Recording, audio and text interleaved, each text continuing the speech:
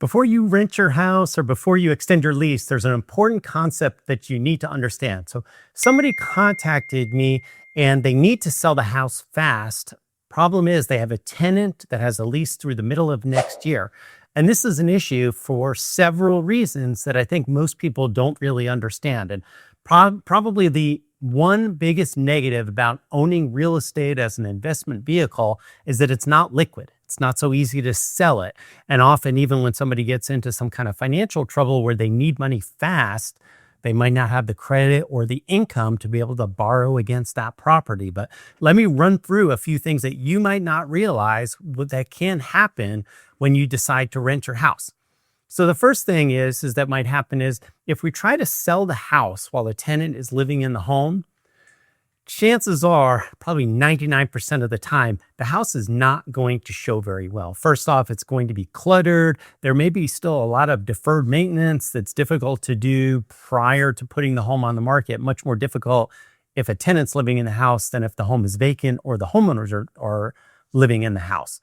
Second is that the tenants have no reason to make the sale easy on anybody. In fact, most of them are so worried they don't want to get kicked out of the property that they will not cooperate as much as we need in order to get the home sold, despite what you think. A lot of times owners will tell me, oh no, the tenant's going to be awesome. They're going to be really easy to work with. And that may be true for that first showing or maybe that second showing.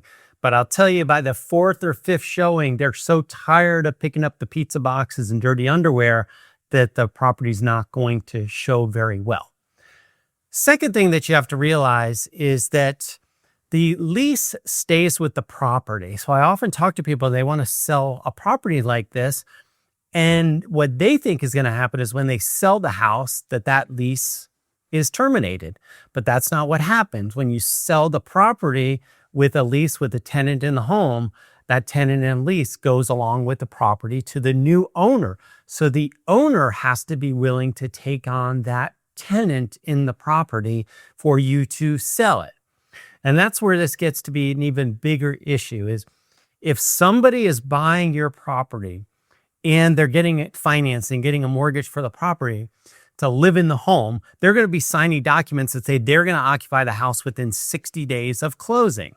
Well, if you have a lease that runs through the middle of next year and we're trying to sell it in November of this year, the buyer can't sign that. So that means that an owner-occupied buyer, unless they're paying cash, cannot buy your house at all. So that really minimizes the number of buyers that can purchase your house. All we're left with is cash buyers or an investor that wants to buy the home.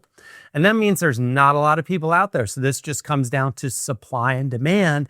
And most investors are not paying top dollar for homes anymore. Maybe 4 or 5 years ago, that was the case.